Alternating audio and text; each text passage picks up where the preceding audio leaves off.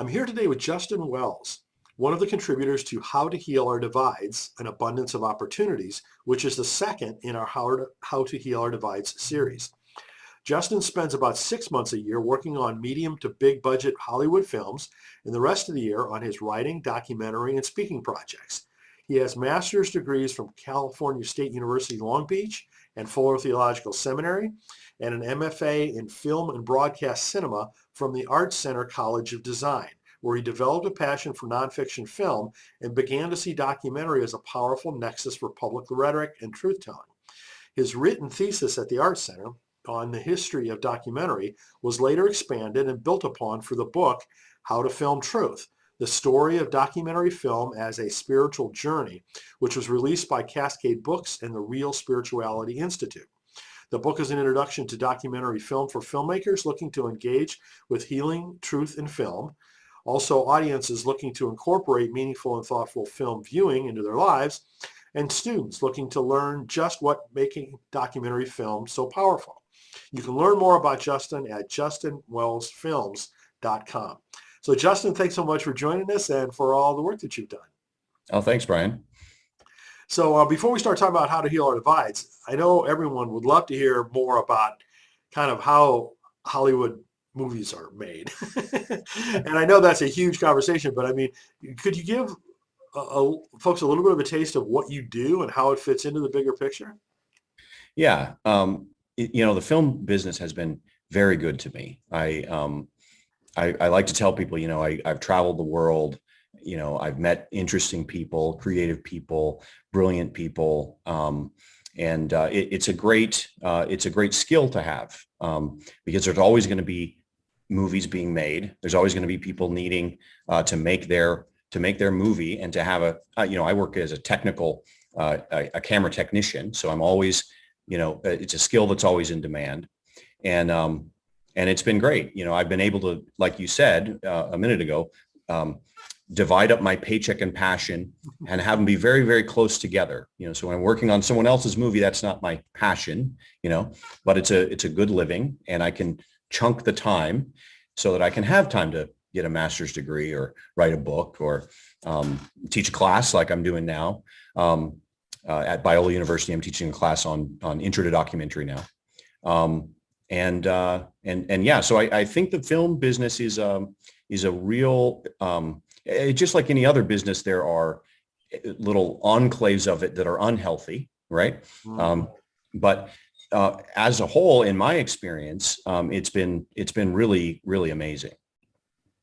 Well, it's got to be fascinating. And as you said, I can't even imagine some of the creative folks that you've had a chance to work with and their skills. But I'd love to also have you tell people about your book, because you wrote this really cool book that I mentioned, How to Film Truth. So could you tell folks about how that came about and what it covers?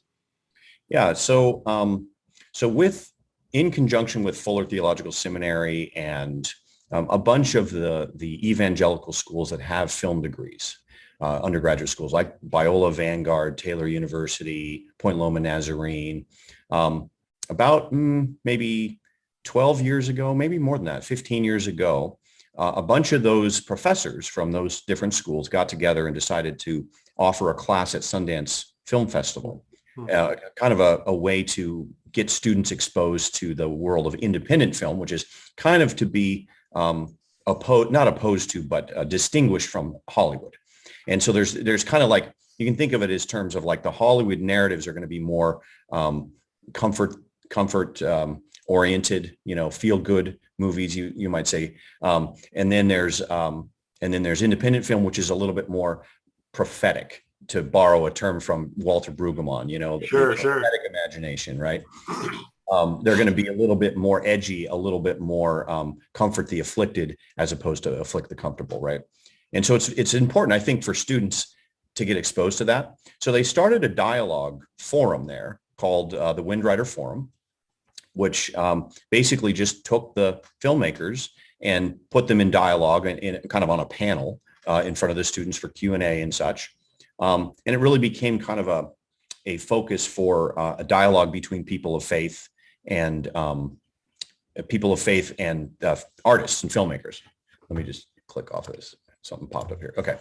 And so I was volunteering with them, making videos for them, sometimes moderating the panels with them, et cetera.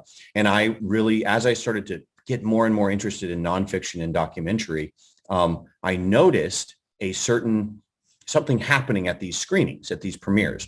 And at the premiere at Sundance, you would have a filmmaker, you'd have the subject, and then you'd have the audience. And over and over and over again, I found this kind of transcendent experience happening in those encounters. And I was trying to figure out exactly what it was, because it wasn't fitting into the narrative categories that we have for fiction film. You know, a lot of times the way that people analyze fiction film is in terms of something like the hero's journey or something like that. And here, this is real people. And so I started to research, and this book came out of what that research discovered.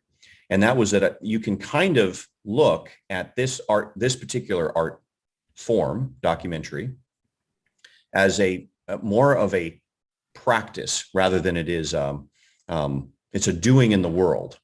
So you're performing something with this documentary, right? And so I found that they kind of lined up to these spiritual practices or ritualistic practices, religious ritualistic practices. And you can almost think of them as little genres within documentary film: confession, testimony, celebration, and lament. Celebration and lament are two different ways of remembering, positive and negative, right? We need to remember the things in the past that were bad, you know, the Holocaust, you know, the Vietnam Memorial, you know, these are art forms. You know, if you go to the Holocaust Memorial in Berlin, or you go to the Vietnam Memorial in Washington, D.C., they're there for a reason. And I found that if you're a filmmaker operating in lament space, then you're going to kind of have a similar function with your movie, you know. Confession, you know, that's another space kind of. There's a long tradition of confessional literature going all the way back to St. Augustine's Confessions. And I found that sometimes these filmmakers, when they go and encounter the world and they say, I'm looking for something meaningful here, they'll kind of click into one of those deep traditions of confession, testimony, celebration, or lament, right? And so now it's since last time I talked to you, since I'd written the book, I'm now teaching a class that uses the book. And that is absolutely fascinating. That would be. Now the students are thinking in terms of those genres, those spiritual genres, right?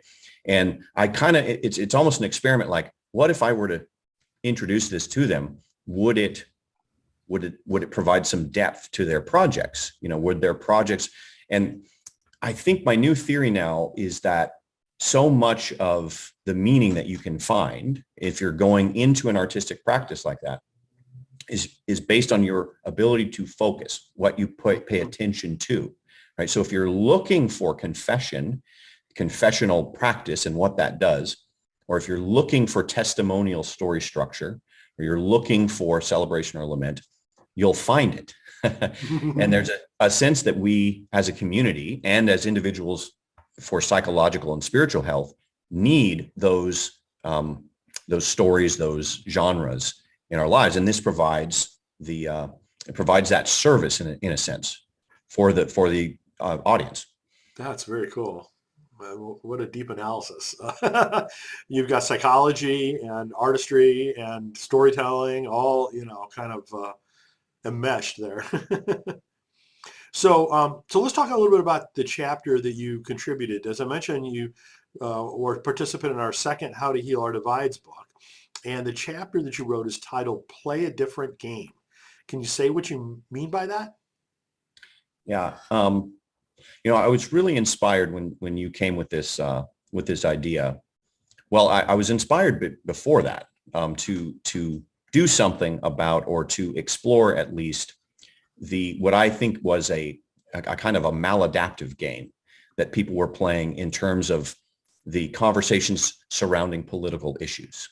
I just noticed this kind of competitiveness and this kind of this almost sportsman-like almost like a Red Sox fan would be talking about the Yankees, and the Yankees fan would be talking about the Red Sox. Yeah, I've seen that same analogy myself, is what I felt. Right. And so I wanted to kind of explore it. And so I wound up finding two organizations that were working through these issues, Braver Angels and Crossing Party Lines. And in fact, what I found was that in 2016, after the 2016 election, there was a lot of people that felt discouraged by the divisiveness of that election. And so a lot of these organizations, these little grassroots organizations that are community-based, sometimes they're online, but they're still fostering a lot of one-on-one conversations, workshops, et cetera, started right at that time. Mm-hmm. And they all were concerned with almost the same problem. In fact, Crossing Party Lines is bicoastal. And there's one person that started a group called Crossing Party Lines in New York. And then another woman in Portland who started a group called Crossing Party Lines, inadvertently calling it the same name.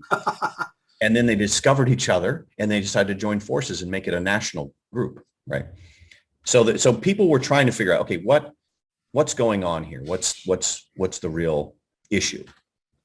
And I kind of started to think of it with the help of all these organizations as two different kinds of games that you can play, right? And sometimes there's certain board games, that you can play that are always going to lead to a fight. Like I find, I know people love competitive board games, but like I find whenever I play Risk, that board game where it's World Cup. I play that as a kid all the time. You always end up feeling a little, I don't know what you would say, like a little guilty afterwards because you have to backstab to win the game. Kind of. And at one point I just thought, you know what? I don't think that's a good game for me to play. I never like the person that I'm playing the game with after. And I read a book called, it's called The Power of the Bad, psychology book. And it's about how the negative affects, is weighed heavier in our mind. And their ratio, I'm not exactly sure how they arrived to it, is 4-1. So in other words, there's 4 times the weight on a negative thought, a negative memory, a negative reaction to a positive. And so the way that works in real life is, let's say I insult you, right? And then I apologize once. That's not enough to make up for it. I need to apologize 4 times, right? In order for it to weigh out in our mind.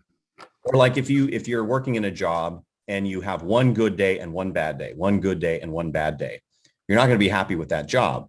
You really need to have 4 times the good days to bad days in order to be happy in that job. And so that's one of the reasons why the negative characterizations of the other side, of the other team. In Braver Angels, they call it red and blue, team red and team blue, right? You develop this negative first impression about the other side. And this is another thing that they said in the book, is that a first impression is very much more weighty than anything else after that, right? So businesses know this. You have to make a first impression, also in social situations, right? We always project a low resolution kind of picture on top of the world in front of us, and then we fill out the details later, right? So when I walk into a room and you see me, you don't know who I am, but you're using very kind of down and dirty, quick and rough, low resolution things in your brain to evaluate whether I'm a friend or a foe, whether or not you might want to talk to me or not, et cetera, right? And so if you have a bad first impression of me, it's almost impossible for me to undo it. It takes a lot of work for me to undo a bad first impression. So think of what that would do if on a national level, with all of these people that have very, very low resolution projections onto the other side, just like a Yankees fan has one of a Red Sox. Imagine how much work it would take for a Yankee fan and a Red Sox fan to come together, and that's just sports. That's just something trivial, right? And so that's what we're dealing with, I think, is this very, very massive scale low resolution projection onto the other side that is negative, which means anytime you talk to somebody from that other side, you're going to put up your walls, right? You're not going to listen. You're not going to listen to understand. You're going to listen to argue.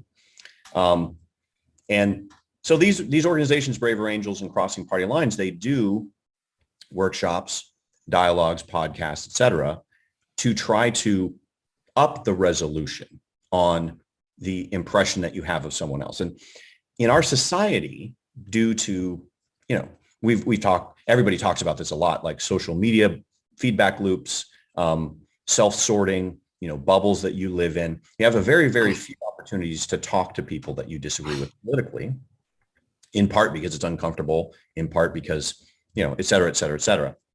And so these workshops provide an opportunity to have good faith, high resolution conversations with people who might have different political opinions than you.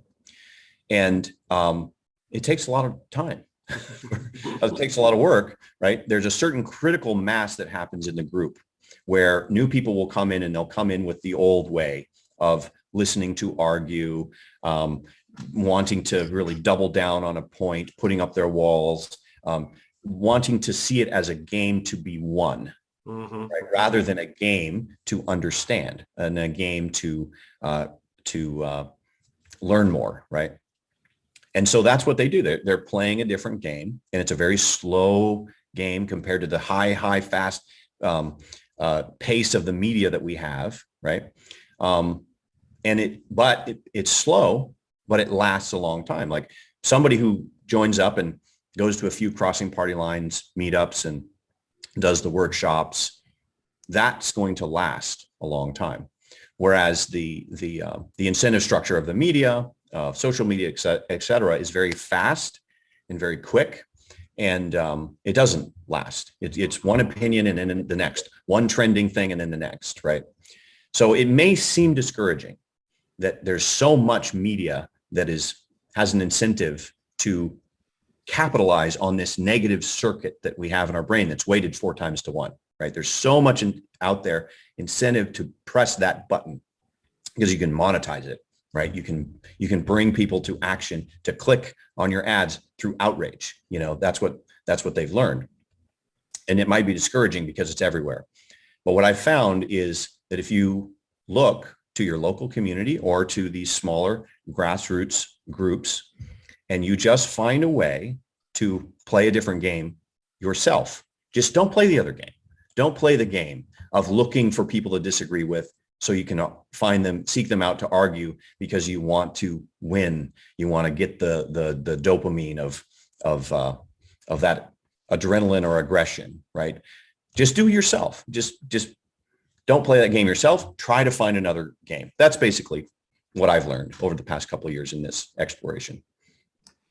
So you start the chapter off with this really great section where you describe the 4 stages that people often go through when they encounter someone who differs, with them politically. You want to describe those briefly?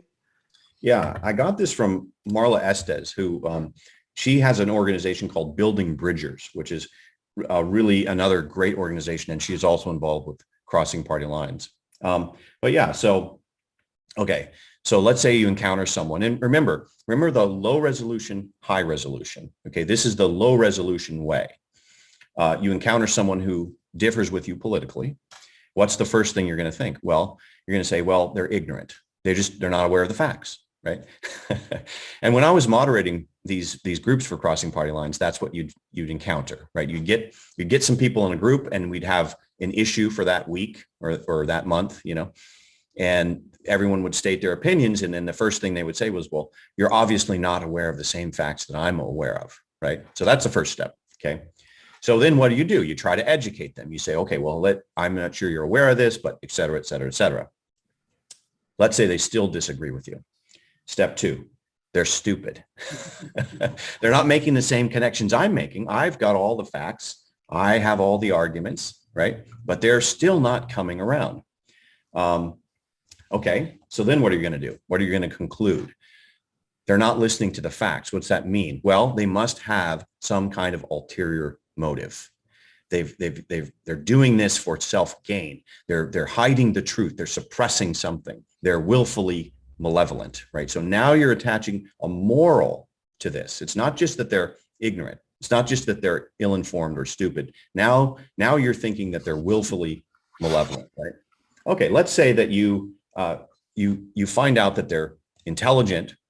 They have a bunch of their own facts, and you get to know them a little bit, and you think, well, they're not a bad person. They are reasonable, it seems, but yet they still disagree with me. What's step 4?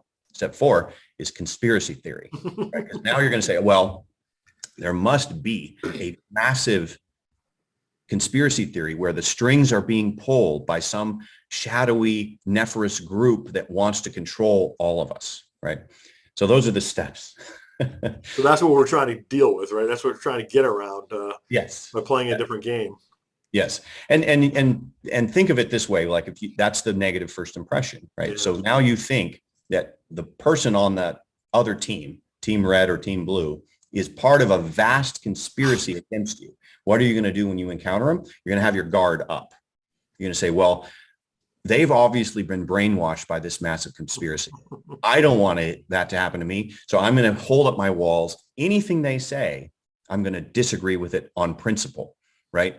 It's almost like because they said it, I have to disagree with it. That's where it winds up. And if you're trying to find the truth, or if you're trying to get to know somebody, or if you're trying to understand on a higher resolution level, that's not the way to do it.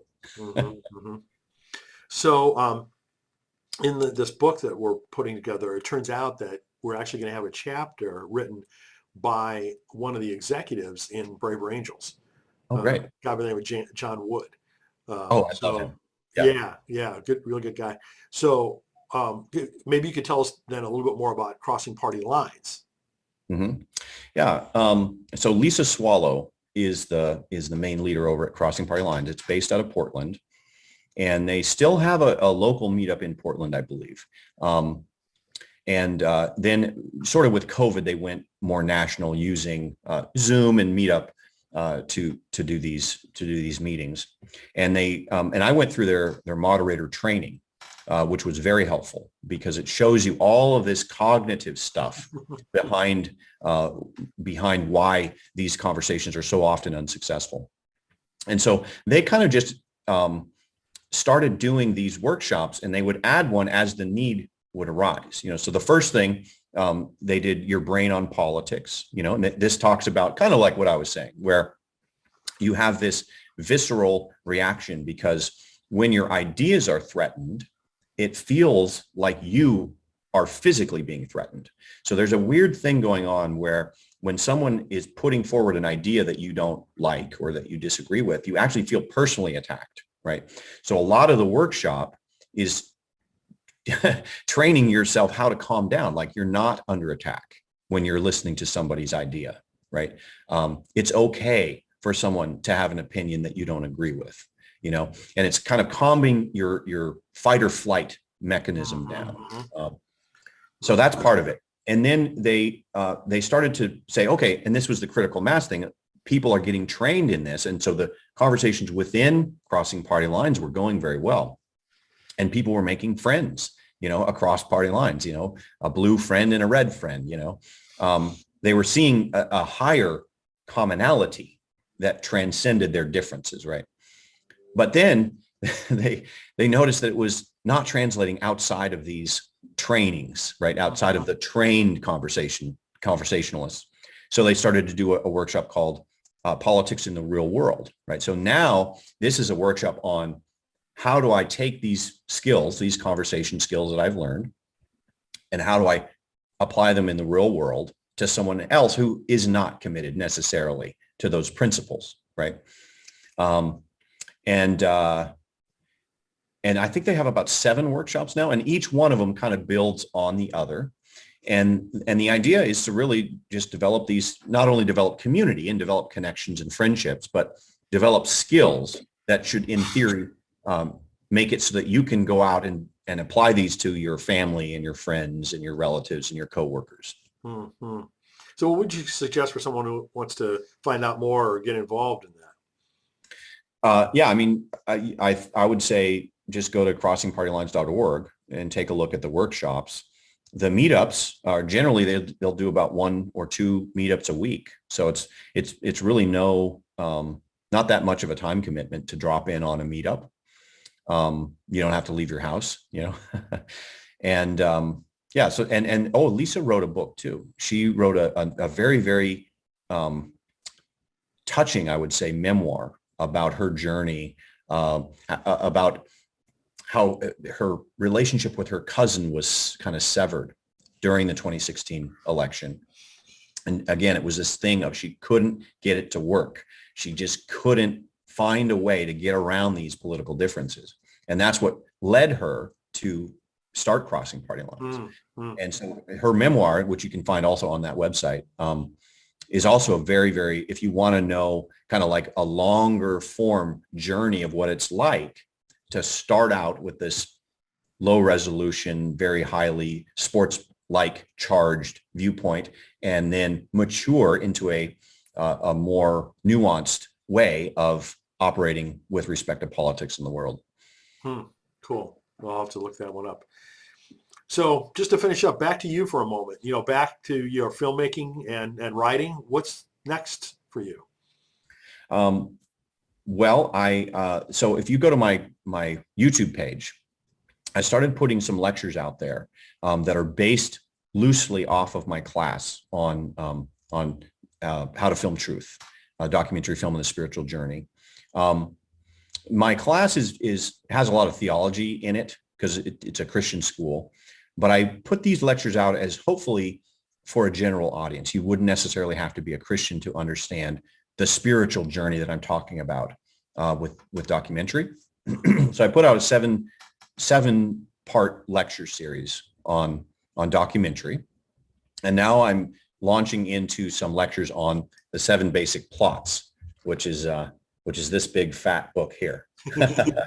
So that's my next project is to explore the 7 basic plots and kind of do the same thing I did with documentary, where I'm really digging into what the spiritual, emotional, psychological, communal, and religious practice of each of those 7 archetypal plots are, using movies as examples. Very cool. Well, you're always involved with so many interesting things, Justin, and I really appreciate you contributing to the How to Heal Our Divides book, and all the work that you're doing is just great to catch up on. So again, Justin's book is How to Film Truth, and you can learn more about it at justinwellsfilms.com. And of course, you can learn more about the new How to Heal Our Divides book at howtohealourdivides.com. So Justin, thanks so much for joining us, and thanks for collaborating. Thank you so much, Brian.